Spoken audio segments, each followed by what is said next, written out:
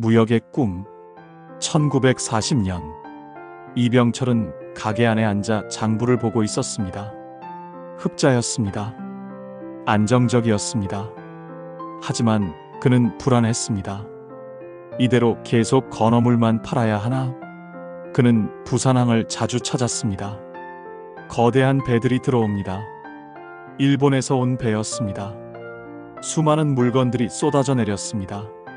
설탕, 직물, 잡화, 공산품. 그 물건들은 다시 서울, 대구, 평양으로 실려 나갔습니다.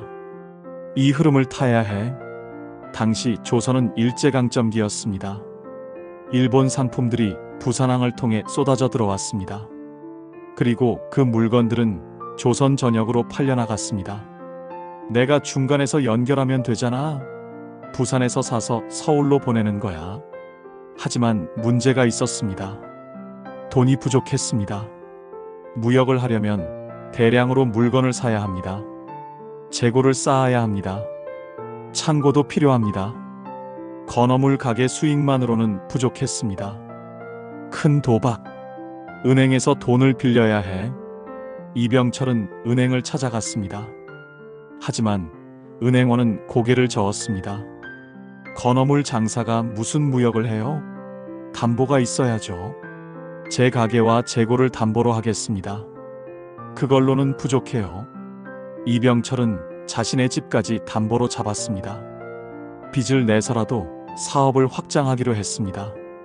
위험했습니다. 실패하면 또 망하는 겁니다. 세 번째 실패가 되는 겁니다. 하지만 그는 두려워하지 않았습니다. 이미 2번 실패했어. 세 번째가 뭐 어때? 돈을 빌렸습니다. 일본에서 들어오는 설탕, 직물, 잡화를 대량으로 샀습니다. 그리고 서울의 도매상들에게 팔았습니다. 처음엔 작은 거래였습니다. 서울 도매상들은 의심했습니다. 이 사람 믿을 만한가? 물건 제때 보낼까? 하지만 이병철은 약속을 지켰습니다. 물건을 정확히 납품했습니다. 품질도 좋았습니다. 가격도 합리적이었습니다. 신용의 힘. 거래가 성공했습니다. 서울 도매상이 만족했습니다. 이병철이라는 사람 괜찮더라. 다음에도 거래하자. 입소문이 났습니다. 다른 도매상들도 연락이 왔습니다. 우리도 거래할 수 있나요? 거래처가 늘었습니다. 서울, 대구, 평양, 전국으로 물건이 나갔습니다. 매출이 기하급수적으로 늘었습니다. 1941년 이병철은 삼성상회를 삼성상점으로 확대 개편했습니다. 더 이상 작은 건어물 가게가 아니었습니다. 본격적인 무역회사였습니다. 직원도 늘었습니다. 처음엔 3명, 그 다음엔 10명, 20명. 사무실을 확장했습니다. 창고를 늘렸습니다. 사장님, 이번에 일본에서 들어온 설탕 물량이 대박입니다. 좋아. 서울 쪽 거래처에 바로 연락해. 사업은 승승장구했습니다. 이병철은 이제 부산에서 손꼽히는 무역상이 되었습니다. 27살에 하루 매출 50원이었던 남자. 그는 이제 월 매출이 수만 원에 달하는 사업가가 되어 있었습니다.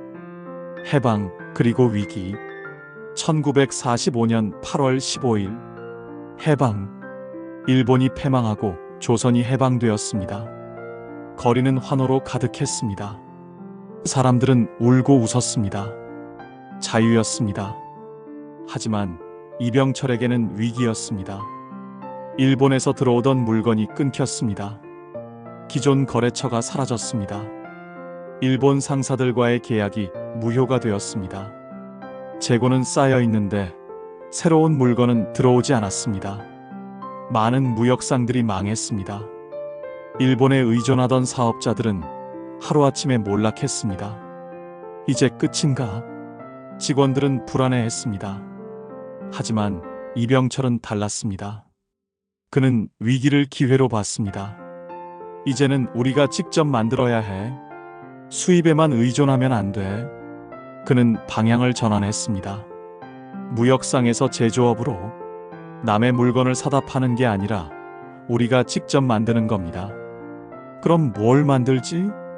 그는 시장을 돌아다니며 관찰했습니다. 해방 후 사람들이 가장 필요로 하는 게 뭔가? 가장 부족한 게 뭔가? 단맛의 혁명. 1948년 이병철은 결정했습니다. 설탕이다. 설탕. 단맛. 해방 후 한국에는 설탕 공장이 거의 없었습니다. 전부 수입에 의존했습니다. 비쌌습니다. 서민들에게는 사치품이었습니다. 내가 직접 만들자. 설탕 공장을. 하지만 또다시 주변의 반대가 쏟아졌습니다. 사장님, 설탕 공장은 큰 돈이 듭니다. 기술도 없습니다. 위험해요. 무역으로 돈 잘 버시잖아요. 왜 굳이? 하지만 이병철은 확신했습니다. 수입만 하면 언제까지 남의 손바닥 아니야? 우리가 직접 만들어야 해. 그는 또다시 큰 도박을 했습니다. 은행에서 거액의 대출을 받았습니다. 전 재산을 걸었습니다. 1950년 한국 전쟁이 터졌습니다. 나라는 혼란에 빠졌습니다. 하지만 이병철은 멈추지 않았습니다. 1953년 전쟁이 막 끝났습니다. 이병철은 제1제당을 설립했습니다. 한국 최초의 설탕 제조 회사였습니다. 실패와 재도전. 하지만 처음엔 엉망이었습니다. 기술이 없었습니다. 설탕을 만들어 본 적이 없었습니다. 기계도 낡았습니다.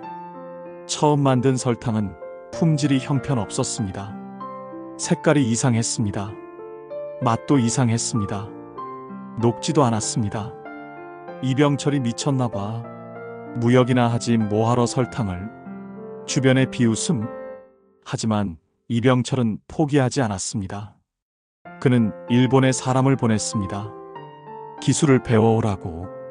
일본 공장에서 몇 달씩 일하며 배우게 했습니다. 직원들을 교육시켰습니다. 밤낮 없이 공장을 개선했습니다. 기계를 고쳤습니다. 공정을 바꿨습니다. 왜 이렇게 색깔이 나빠지지? 온도를 조절해보자. 이 공정을 바꿔보면 어떨까? 1년이 지났습니다. 품질이 조금씩 좋아졌습니다. 2년이 지났습니다. 이제 제대로 된 설탕을 만들 수 있게 되었습니다. 백설탕이라는 브랜드를 만들었습니다. 흰 눈처럼 깨끗한 설탕. 가격도 수입 설탕보다 쌌습니다.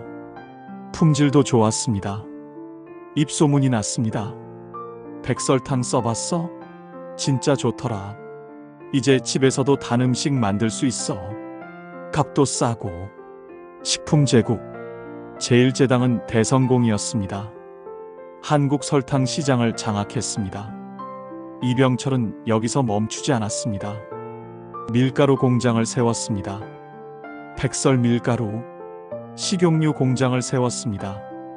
백설 식용유, 조미료 공장을 세웠습니다. 미원, 제1제당은 한국 최대 식품회사로 성장했습니다. 1960년대 삼성그룹은 한국 굴지의 대기업이 되어 있었습니다. 무역, 식품, 섬유, 보험, 백화점, 다양한 사업을 하고 있었습니다. 이병철은 이제 한국 최고의 재벌이 되었습니다. 하지만 그는 만족하지 못했습니다. 이대로 계속 식품이나 만들 건가? 새로운 꿈. 1968년 이병철은 62살이었습니다. 이미 충분히 성공했습니다. 더 이상 할 게 없었습니다. 편하게 은퇴해도 됐습니다. 하지만 그는 또 다른 꿈을 꾸기 시작했습니다. 한국은 언제까지 식품, 섬유만 만들 건가? 세계는 변하고 있어. 전자의 시대가 오고 있어. 1968년 가을, 이병철은 일본 출장을 떠났습니다. 도쿄 전자제품 박람회였습니다. 그곳에서 그는 무언가를 봤습니다. 그리고 결심했습니다. 다음은 전자다.